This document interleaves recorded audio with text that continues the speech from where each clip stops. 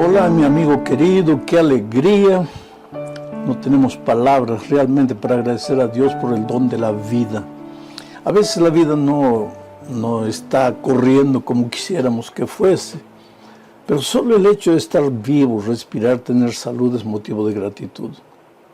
Y aun cuando estemos enfermos o pasando por un momento difícil, hay que alabar a Dios. La alabanza a Dios es el primer paso en la recuperación de cualquier problema. Bueno, vamos a la lección número 10 para el 8 de junio del año 2024. Pero antes voy a responder una pregunta de una persona que no conozco. Él escribió diciendo que él no es miembro de ninguna iglesia, no es evangélico. Sin embargo, escucha mis programas por la radio y ve los comentarios por la televisión. Y él es una persona sincera. Digo sincera por la pregunta que hizo. Dice: pastor, mi problema es mi carácter. Yo no quiero ser como soy. Yo quiero cambiar de carácter, pero no puedo. Bueno, mi amigo querido, has dado ya el primer paso. Reconocer que necesitas cambiar. Triste es cuando una persona dice: pues yo soy así como soy y nadie me cambia. Bueno, ahí no hay solución. Pero cuando tú reconoces que necesitas cambiar de carácter, ya diste el primer paso. Y seguramente lo haces porque en la familia el carácter te está creando problemas, o tal vez en el trabajo, en la vida profesional, no sé. Pero te digo una cosa, un día Juan, el apóstol Juan, llegó al Señor Jesucristo con un carácter deformado, horrible. Imagínate cómo era el carácter de este hombre para que le llamaran el hijo del trueno. Era terrible. Sin embargo, aprendió a convivir con Jesús, y en esa convivencia con Jesús, el carácter de Jesucristo se reflejó en el de Juan, y cuando llegó a la edad avanzada, Juan ya no era llamado el hijo del trueno, sino el discípulo del amor. Ahora tú me vas a decir: pastor, bueno, Juan convivió con Jesús, pero ¿yo cómo puedo convivir con él? Pues de tres maneras. Cuando tú oras a Dios, cuando le abres tu corazón a Dios, en tu cama, en tu casa, en el trabajo, mientras diriges tu automóvil, abres el corazón a Jesús y le dices: Señor, mira, yo quisiera ser como tú, yo no quiero ser como soy. Este carácter me ha creado problemas, me ha traído tanta dificultad. Entonces, cuando tú hablas a Dios a través de la oración, estás conviviendo con Él.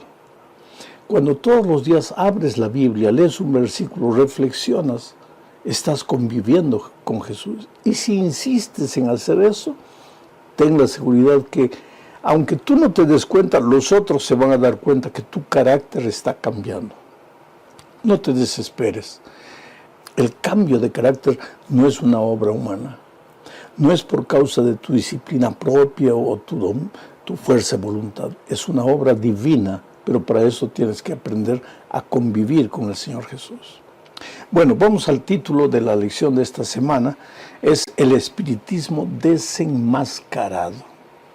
Y el propósito del estudio de esta semana es mostrar que uno de los más grandes engaños del enemigo en los últimos tiempos será hacer pensar a las personas que cuando el hombre muere, pues el espíritu sale vagando por ahí,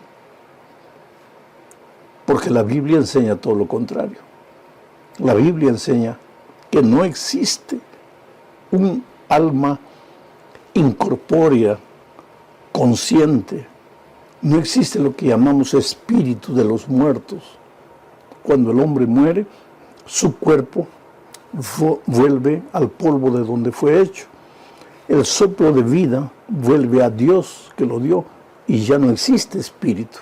Pero uno de los engaños terribles de los últimos días del enemigo será justamente hacer creer a las personas que cuando el hombre muere, su espíritu sale y sigue viviendo. Vamos a la primera parte del estudio, las consecuencias mortales del espiritismo. Aunque este asunto del estado de los muertos puede parecer algo sin mucho sentido, tal vez mucha gente diga, pero le están dando importancia tanto a ese asunto. No es de poca importancia, es un asunto de vida o muerte. ¿Por qué? Porque cuando el enemigo se levantó contra Dios y fue derrotado ahí en el cielo, Él vino a la tierra y la primera mentira, la primera seducción, el primer engaño que presentó a Eva fue justamente el hecho de que cuando tú mueres, en realidad no mueres. Y vamos a leer entonces lo que dice Génesis 3, 4 y 5. Entonces la serpiente dijo a la mujer, no moriréis, sino que sabe Dios que el día que comáis de él, del árbol, serán abiertos vuestros ojos y seréis como Dios sabiendo el bien y el mal. Esto sucedió en el jardín del Edén. El diablo se presentó a Eva disfrazado de un animal bellísimo en el Edén, que era la serpiente. Era un animal colorido, volaba de árbol en árbol. No era el animal que se arrastraba y que muchas veces provoca asco, provoca miedo. No era. El enemigo se disfraza de cosas bellas y se acercó a Eva disfrazado de una serpiente y le dijo, así que Dios te ha dicho que no puedes comerte ningún árbol. Entonces Eva dijo, no, Señor, Dios me ha dicho que solo no puedo comer de este árbol. ¿Y por qué no? Porque si como de este árbol voy a morir. Entonces ella dijo, no morirás. Esa fue la mentira primera que apareció en el mundo. No morirás. Que en otras palabras, lo que él estaba diciendo es, no lleves a serio las palabras de Dios. No morirás. La persona que come no muere. Puede hasta morir así físicamente, pero el espíritu sale. Tú no vas a morir. Tú tienes vida eterna. Esa fue la mentira. Sin embargo, ¿qué es lo que la palabra de Dios afirma? Mientras el diablo dice, no morirás, el espíritu no muere, el espíritu sigue consciente, incorpóreo, andando por ahí.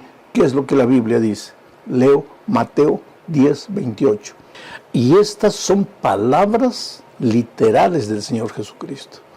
Dice, y no temáis a los que matan el cuerpo, mas el alma no pueden matar. Temed más bien a aquel que puede destruir el alma y el cuerpo en el infierno. Aquí está la palabra de Dios.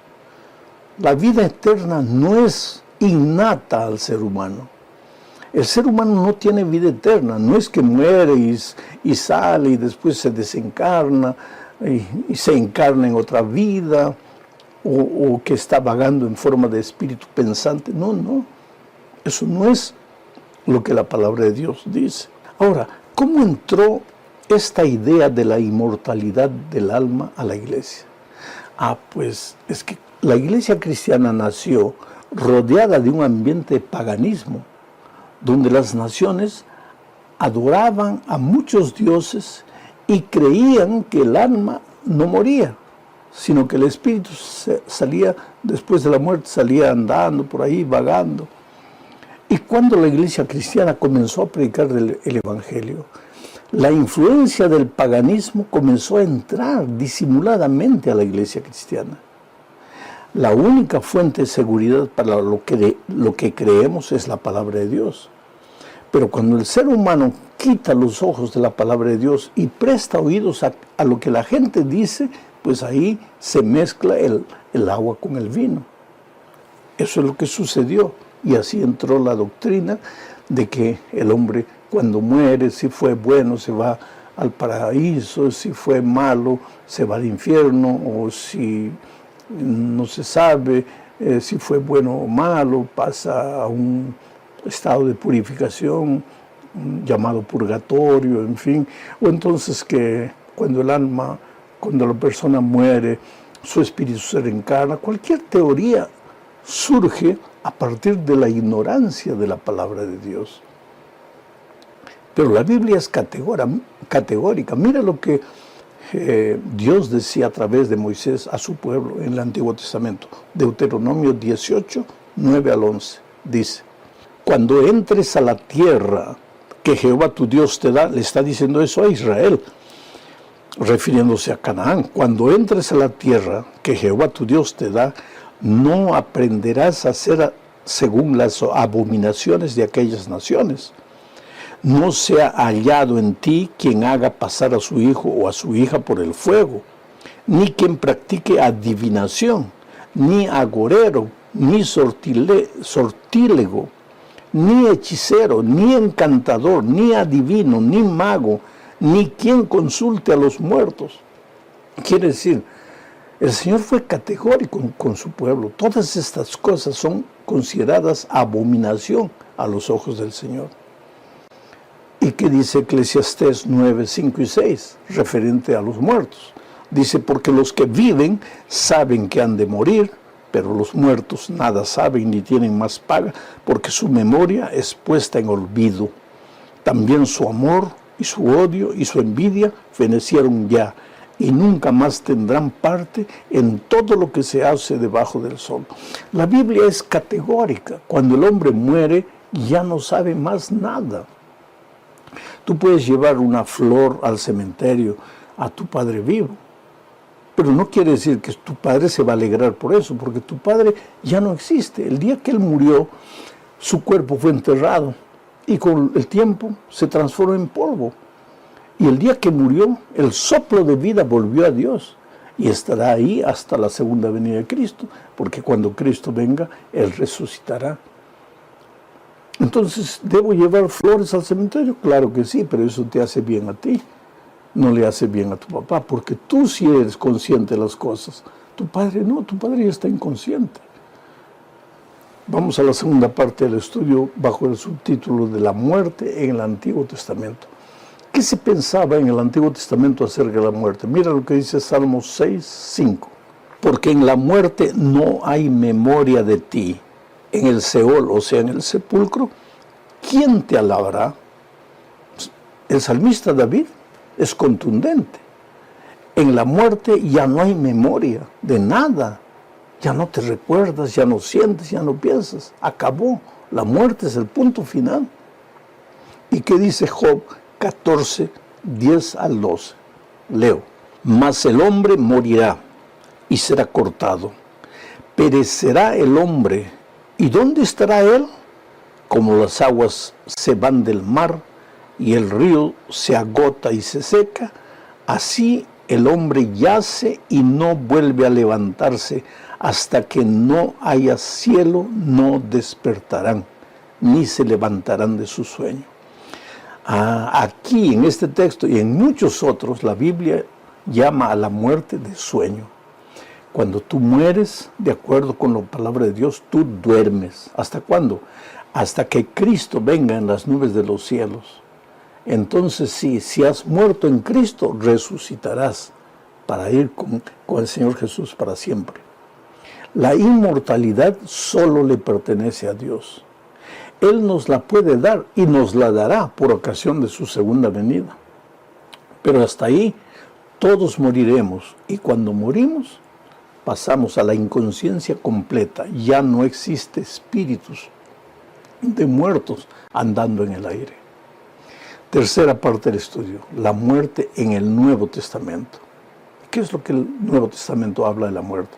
Mira lo que dice Juan 11, 11 al 14. Este es un incidente de la resurrección de Lázaro. Leo. Te voy a hablar un poco del contexto. Lázaro había muerto. Las hermanas de Lázaro mandaron a avisar a Jesús que su amigo Lázaro había muerto. Y Jesús todavía se quedó unos días sin atender el pedido de Marta y de María. Ahora, después de unos días, viene el texto que digo: dicho esto, les dijo después a sus discípulos: nuestro amigo Lázaro duerme, mas voy a despertarle. Dijeron entonces sus discípulos: Señor, si duerme, sanará. Pero Jesús decía esto de la muerte de Lázaro, y ellos pensaron que hablaba del reposar del sueño. Entonces Jesús les dijo claramente: Lázaro ha muerto. Quiere decir, Lázaro ha muerto, pero está durmiendo. ¿Qué? Está durmiendo, pero está muerto. Porque para los cristianos la muerte es un sueño. Es por eso que yo siempre digo, cuando llegue la hora de morir, no tienes que desesperarte, angustiarte. Esta semana hablé con una señora que tiene 2 hijos ya grandes, adultos, un esposo bueno. Ella fue mi secretaria hace muchos años, cuando yo trabajaba en San Pablo. Una señora eficiente en su trabajo, pero está literalmente condenada a morir. Y ella llamó a mi esposa me pasó la llamada. Una serenidad en su rostro. Me dice, pastor, solo quiero que usted ore para que Dios me haga dormir en paz, porque yo sé que cuando Cristo vuelva voy a resucitar. ¡Qué esperanza! Y es que la Biblia dice que la muerte física en esta tierra, esa es solamente un sueño. Leo primero a los Corintios 15, 51 al 54. Mira, he aquí os digo un misterio. No todos dormiremos, pero todos seremos transformados. En un momento, en un abrir y cerrar de ojos, a la final trompeta, porque se tocará la trompeta y los muertos serán resucitados incorruptibles y nosotros seremos transformados, porque es necesario que esto corruptible se vista de incorrupción y esto mortal se vista de inmortalidad. Y cuando esto corruptible se haya vestido de incorrupción y esto mortal se haya vestido de inmortalidad, entonces se cumplirá la palabra que está escrita: sorbida es la muerte en victoria. Claro. Cuando Cristo venga y la trompeta suene, todos los que han muerto en Cristo resucitarán para encontrarse con Jesús. Digo, todos los que han muerto en Cristo. Ahora, si tú no has aceptado a Jesús, si tú no has vivido una vida de comunión con Cristo, entonces sí, la muerte pues es el fin de todo para ti. Y de acuerdo con Apocalipsis, tú resucitarás, pero resucitarás para volver a morir. No queremos eso para nosotros. Por eso es que Jesús tiene que ser el centro de nuestra experiencia. Leo más. Primera a los Tesalonicenses 4, 15 al 17. Estamos viendo lo que el Nuevo Testamento habla de la muerte. Dice, por lo cual os decimos que esto en palabra del Señor, que nosotros que vivimos, que habremos quedado hasta la venida del Señor, no precederemos a los que durmieron. Porque el Señor mismo, con voz de mando, con voz de arcángel y con trompeta de Dios, descenderá del cielo y los muertos en Cristo resucitarán primero. Luego nosotros, los que vivimos, los que hayamos quedado, seremos arrebatados juntamente con ellos. ¿Qué ellos? Los muertos resucitados en las nubes para recibir al Señor en el aire y así estaremos siempre con el Señor. ¡Qué promesa maravillosa!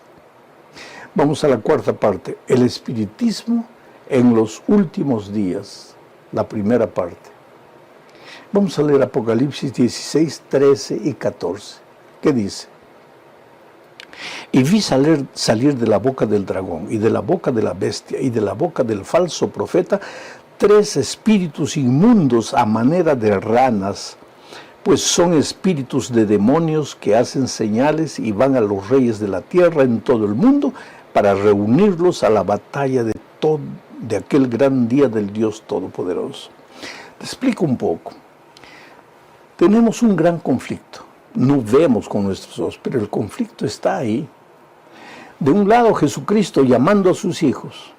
De otro lado, el enemigo de Jesús llamando también a los seres humanos para Él. Estos, los hijos de Dios, reciben la señal de Jesucristo el sábado. Y estos reciben la señal que no es del Señor Jesucristo. Uno de los instrumentos que el enemigo usa para arrastrar a su gente aquí es el espiritismo. Hacer creer a las personas que cuando el hombre muere, no muere, sino que su espíritu consciente sale andando por ahí. Y la Biblia dice que en los últimos días el espiritismo hará milagros, cosas asombrosas, cosas que nunca has visto ni has imaginado ver. hará caer fuego del cielo, hará milagros, curaciones milagrosas, aparecerá en forma de un espíritu de muerto. El otro día un joven me dijo, pastor, yo no pensaba que los muertos, los espíritus de los muertos vivían, pero el otro día murió mi papá y él dejó mucho dinero escondido y no sabíamos dónde estaba ese dinero. Así que yo fui a una reunión espiritista y ahí invocaron el espíritu de mi padre y mi padre apareció. Yo no lo vi, pero escuché su voz, era su voz. Y le pregunté, papá, ¿dónde está el dinero? Y mi padre me dijo exactamente el lugar donde estaba el dinero. Y fuimos allá, el dinero estaba allí. Ahora yo creo en el espíritu de los muertos. Oh, querido, te digo una cosa, que tú has hablado con un espíritu es verdad, pero un espíritu de los muertos no, con el espíritu de tu papá no, porque cuando tu padre murió, su cuerpo fue al polvo y el soplo de vida a Dios. Entonces, ¿con quién hablaste? Con espíritus demoníacos. ¿Tú crees que esa tercera parte de ángeles que fue expulsa del cielo junto con Lucifer, ¿a qué se dedica hoy? Justamente a engañar, a disfrazarse, a seducir. Y mucha gente se está viniendo para aquí. Pero los hijos de Dios tienen la palabra de Dios en sus manos y siguen únicamente lo que la palabra de Dios enseña. Y llegamos al fin de este estudio hablando pues del espiritismo en los últimos días. Una vez más, Tito 2:13 dice, aguardando la esperanza bienaventurada y la manifestación gloriosa de nuestro gran Dios y Salvador Jesucristo. La esperanza de la segunda venida de Cristo. Una de las cosas que el espiritismo destruye es la esperanza de la segunda venida de Cristo. Porque si el alma no muere, si el espíritu sale vagando inconsciente o puede reencarnarse y reencarnarse una y otra vez, entonces ¿para qué necesitas que Cristo vuelva? Pero para nosotros la esperanza de la vida eterna radica en el Señor Jesucristo, que nos dará vida eterna cuando vuelva por segunda vez. Por eso Tito dice que debemos aguardar la esperanza de la segunda venida de Cristo. No te dejes engañar, no te dejes seducir. Cree en la palabra de Dios. Te vas a dar cuenta que el mensaje del espiritismo está en las músicas, está en las películas, está en los libros. Es parte de la enseñanza universitaria. La pseudociencia aparece diciendo, es que cuando las personas mueren, resucitan y dicen lo que han visto, y han visto una luz allá lejos, una luz que se iba acercando, en fin. Querido, yo no digo que estuve muerto, pero estuve casi muerto. Claro que tenía funciones vitales porque todavía respiraba, pero estaba prácticamente inconsciente. Yo siempre digo, en ton de broma, yo no vi ninguna luz. Yo no vi ninguna luz. Y si hubiera muerto, tengo la seguridad que me hubiera literalmente apagado hasta el día de la venida de Cristo. Porque eso es lo que la palabra de Dios enseña. Sé fiel hasta la muerte y Jesús te dará la corona de vida eterna. Un abrazo.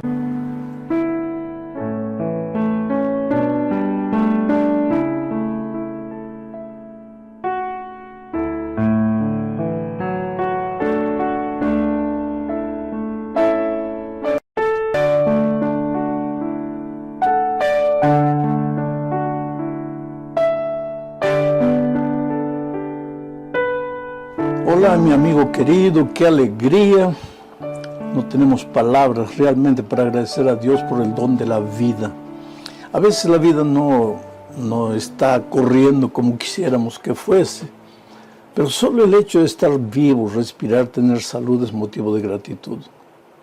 Y aun cuando estemos enfermos o pasando por un momento difícil, hay que alabar a Dios. La alabanza a Dios es el primer paso en la recuperación de cualquier problema. Bueno, vamos a la lección número 10 para el 8 de junio del año 2024. Pero antes voy a responder una pregunta de una persona que no conozco. Él escribió diciendo que él no es miembro de ninguna iglesia, no es evangélico. Sin embargo, escucha mis programas por la radio y ve los comentarios por la televisión. Y él es una persona sincera, digo sincera por la pregunta que hizo. Dice, pastor, mi problema es mi carácter. Yo no quiero ser como soy. Yo quiero cambiar de carácter, pero no puedo. Bueno, mi amigo querido, has dado ya el primer paso. Reconocer que necesitas cambiar. Triste es cuando una persona dice, pues yo soy así como soy y nadie me cambia. Bueno, ahí no hay solución. Pero cuando tú reconoces que necesitas cambiar de carácter, ya diste el primer paso. Y seguramente lo haces porque en la familia el carácter te está creando problemas, o tal vez en el trabajo, en la vida profesional, no sé. Pero te digo una cosa, un día Juan, el apóstol Juan, llegó al Señor Jesucristo con un carácter deformado, horrible. Imagínate cómo era el carácter de este hombre para que le llamaran el hijo del trueno, era terrible. Sin embargo, aprendió a convivir con Jesús, y en esa convivencia con Jesús, el carácter de Jesucristo se reflejó en el de Juan, y cuando llegó a la edad avanzada, Juan ya no era llamado el hijo del trueno, sino el discípulo del amor. Ahora tú me vas a decir, pastor, bueno, Juan convivió con Jesús, pero ¿yo cómo puedo convivir con él? Pues de tres maneras. Cuando tú oras a Dios, cuando le abres tu corazón a Dios,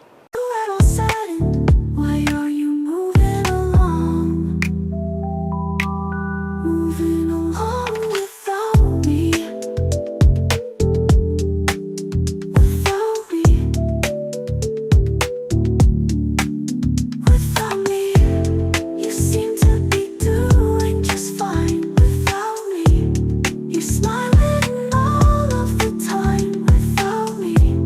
You're working still.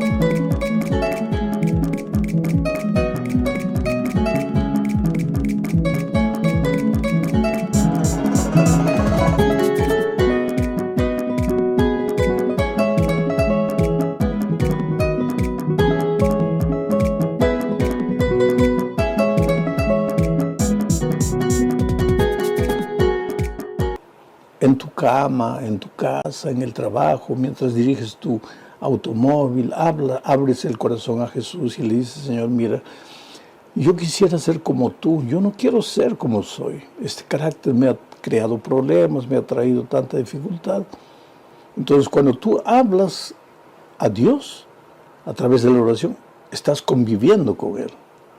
Cuando todos los días abres la Biblia, lees un versículo, reflexionas, estás conviviendo con Jesús. Y si insistes en hacer eso, ten la seguridad que, aunque tú no te des cuenta, los otros se van a dar cuenta que tu carácter está cambiando. No te desesperes. El cambio de carácter no es una obra humana.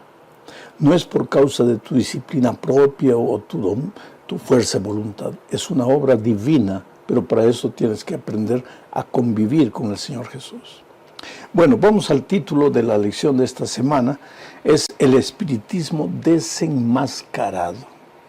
Y el propósito del estudio de esta semana es mostrar que uno de los más grandes engaños del enemigo en los últimos tiempos será hacer pensar a las personas que cuando el hombre muere, pues el espíritu sale vagando por ahí, porque la Biblia enseña todo lo contrario. La Biblia enseña que no existe un alma incorpórea, consciente. No existe lo que llamamos espíritu de los muertos. Cuando el hombre muere, su cuerpo vuelve al polvo de donde fue hecho. El soplo de vida vuelve a Dios que lo dio y ya no existe espíritu.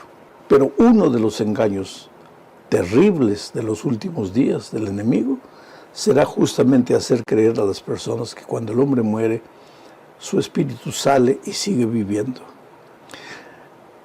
Vamos a la primera parte del estudio, las consecuencias mortales del espiritismo. Aunque este asunto del estado de los muertos puede parecer algo sin mucho sentido, tal vez mucha gente diga, pero le están dando importancia tanto a ese asunto. No es de poca importancia, es un asunto de vida o muerte. ¿Por qué? Porque cuando el enemigo se levantó contra Dios y fue derrotado ahí en el cielo, Él vino a la tierra y la primera mentira, la primera seducción, el primer engaño que presentó a Eva fue justamente el hecho de que cuando tú mueres, en realidad no mueres. Y vamos a leer entonces lo que dice Génesis 3, 4 y 5. Entonces la serpiente dijo a la mujer, no moriréis, sino que sabe Dios que el día que comáis de él, del árbol, serán abiertos vuestros ojos y seréis como Dios sabiendo el bien y el mal. Esto sucedió en el jardín del Edén. El diablo se presentó a Eva disfrazado de un animal bellísimo en el Edén, que era la serpiente. Era un animal colorido, volaba de árbol en árbol. No era el animal que se arrastraba y que muchas veces provoca asco, provoca miedo. No era. El enemigo se disfraza de cosas bellas. Y se acercó a Eva disfrazado de una serpiente. Y le dijo, así que Dios te ha dicho que no puedes comerte ningún árbol. Entonces Eva dijo, no, Señor. Dios me ha dicho que solo no puedo comer de este árbol. ¿Y por qué no? Porque si como de este árbol voy a morir. Entonces ella dijo, no morirás. Esa fue la mentira primera que apareció en el mundo. No morirás. Que en otras palabras, lo que él estaba diciendo es, no lleves a serio las palabras de Dios. No morirás. La persona que come no muere. Puede hasta morir así físicamente, pero el espíritu sale. Tú no vas a morir. Tú tienes vida eterna. Esa fue la mentira. Sin embargo, ¿qué es lo que la palabra de Dios afirma? Mientras el diablo dice, no morirás, el espíritu no muere, el espíritu sigue consciente, incorpóreo, andando por ahí.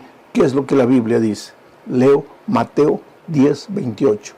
Y estas son palabras literales del Señor Jesucristo. Dice, y no temáis a los que matan el cuerpo, mas el alma no pueden matar. Temed más bien aquel que puede destruir el alma y el cuerpo en el infierno. Aquí está la palabra de Dios. La vida eterna no es innata al ser humano. El ser humano no tiene vida eterna, no es que muere y sale y después se desencarna y se encarna en otra vida o que está vagando en forma de espíritu pensante. No, no, eso no es lo que la palabra de Dios dice.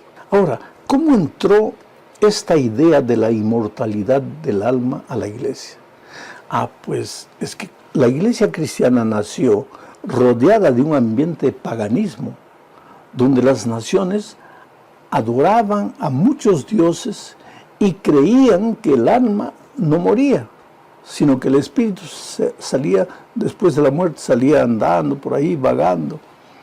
Y cuando la iglesia cristiana comenzó a predicar el evangelio, la influencia del paganismo comenzó a entrar disimuladamente a la iglesia cristiana. La única fuente de seguridad para lo que creemos es la palabra de Dios. Pero cuando el ser humano quita los ojos de la palabra de Dios y presta oídos a lo que la gente dice, pues ahí se mezcla el agua con el vino. Eso es lo que sucedió.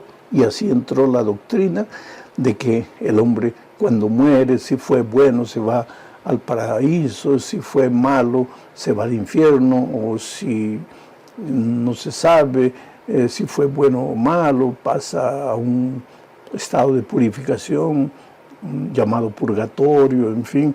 O entonces que cuando la persona muere, su espíritu se reencarna. Cualquier teoría surge a partir de la ignorancia de la palabra de Dios. Pero la Biblia es categórica. Mira lo que Dios decía a través de Moisés a su pueblo en el Antiguo Testamento. Deuteronomio 18, 9 al 11. Dice: cuando entres a la tierra que Jehová tu Dios te da, le está diciendo eso a Israel, refiriéndose a Canaán. Cuando entres a la tierra que Jehová tu Dios te da, no aprenderás a hacer según las abominaciones de aquellas naciones. No sea hallado en ti quien haga pasar a su hijo o a su hija por el fuego, ni quien practique adivinación, ni agorero, ni sortílego, ni hechicero, ni encantador, ni adivino, ni mago, ni quien consulte a los muertos. Quiere decir, el Señor fue categórico con su pueblo. Todas estas cosas son consideradas abominación a los ojos del Señor. ¿Y qué dice Eclesiastés 9, 5 y 6, referente a los muertos? Dice: porque los que viven saben que han de morir, pero los muertos nada saben ni tienen más paga, porque su memoria es puesta en olvido. También su amor y su odio y su envidia fenecieron ya, y nunca más tendrán parte en todo lo que se hace debajo del sol. La Biblia es categórica. Cuando el hombre muere, ya no sabe más nada. Tú puedes llevar una flor al cementerio a tu padre vivo, pero no quiere decir que tu padre se va a alegrar por eso, porque tu padre ya no existe. El día que él murió, su cuerpo fue enterrado y con el tiempo se transformó en polvo. Y el día que murió, el soplo de vida volvió a Dios y estará ahí hasta la segunda venida de Cristo, porque cuando Cristo venga, Él resucitará. Entonces, ¿debo llevar flores al cementerio? Claro que sí, pero eso te hace bien a ti. No le hace bien a tu papá, porque tú sí eres consciente de las cosas. Tu padre no, tu padre ya está inconsciente. Vamos a la segunda parte del estudio bajo el subtítulo de la muerte en el Antiguo Testamento. ¿Qué se pensaba en el Antiguo Testamento acerca de la muerte? Mira lo que dice Salmos 6, 5. Porque en la muerte no hay memoria de ti. En el Seol, o sea, en el sepulcro, ¿quién te alabará? El salmista David es contundente. En la muerte ya no hay memoria de nada. Ya no te recuerdas, ya no sientes, ya no piensas. Acabó. La muerte es el punto final. ¿Y qué dice Job 14, 10 al 12? Leo. Mas el hombre morirá y será cortado. Perecerá el hombre. ¿Y dónde estará él? Como las aguas se van del mar, y el río se agota y se seca, así el hombre yace y no vuelve a levantarse. Hasta que no haya cielo, no despertarán, ni se levantarán de su sueño. Aquí en este texto y en muchos otros, la Biblia llama a la muerte de sueño. Cuando tú mueres, de acuerdo con la palabra de Dios, tú duermes. ¿Hasta cuándo? Hasta que Cristo venga en las nubes de los cielos. Entonces sí, si has muerto en Cristo, resucitarás para ir con el Señor Jesús para siempre. La inmortalidad solo le pertenece a Dios. Él nos la puede dar y nos la dará por ocasión de su segunda venida. Pero hasta ahí todos moriremos, y cuando morimos pasamos a la inconsciencia completa. Ya no existe espíritus de muertos andando en el aire. Tercera parte del estudio, la muerte en el Nuevo Testamento. ¿Qué es lo que el Nuevo Testamento habla de la muerte? Mira lo que dice Juan 11 al 14. Este es un incidente de la resurrección de Lázaro. Leo, te voy a hablar un poco del contexto.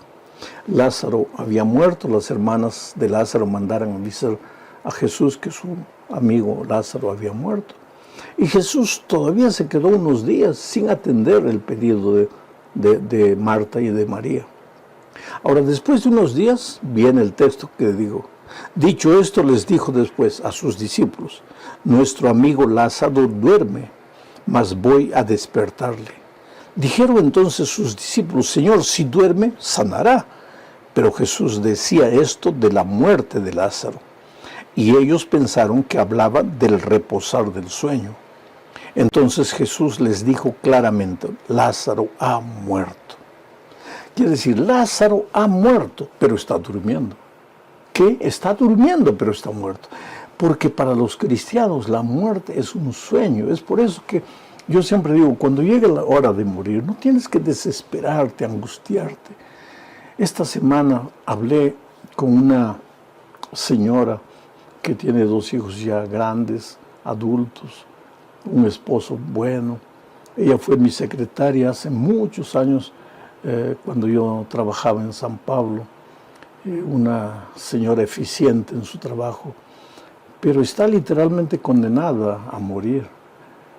Y ella llamó a mi esposa me pasó la llamada, una serenidad en su rostro. Me dice: pastor, solo quiero que usted ore para que Dios me haga dormir en paz, porque yo sé que cuando Cristo vuelva voy a resucitar. ¡Qué esperanza!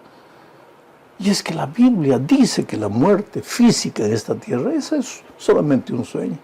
Leo primero a los Corintios 15, 51 al 54. Mira, he aquí os digo un misterio. No todos dormiremos, pero todos seremos transformados. En un momento, en un abrir y cerrar de ojos, a la final trompeta, porque se tocará la trompeta y los muertos serán resucitados incorruptibles y nosotros seremos transformados, porque es necesario que esto corruptible se vista de incorrupción y esto mortal se vista de inmortalidad. Y cuando esto corruptible se haya vestido de incorrupción y esto mortal se haya vestido de inmortalidad, entonces se cumplirá la palabra que está escrita: sorbida es la muerte en victoria. Claro, cuando Cristo venga y la trompeta suene, todos los que han muerto en Cristo resucitarán para encontrarse con Jesús. Digo, todos los que han muerto en Cristo. Ahora, si tú no has aceptado a Jesús, si tú no has vivido una vida de comunión con Cristo, entonces sí, la muerte pues es el fin de todo para ti. Y de acuerdo con Apocalipsis, tú resucitarás, pero resucitarás para volver a morir. No queremos eso para nosotros. Por eso es que Jesús tiene que ser el centro de nuestra experiencia. Leo más. Primera a los Tesalonicenses 4, 15 al 17. Estamos viendo lo que el Nuevo Testamento habla de la muerte. Dice: por lo cual os decimos que esto en palabra del Señor, que nosotros que vivimos, que habremos quedado hasta la venida del Señor, no precederemos a los que durmieron.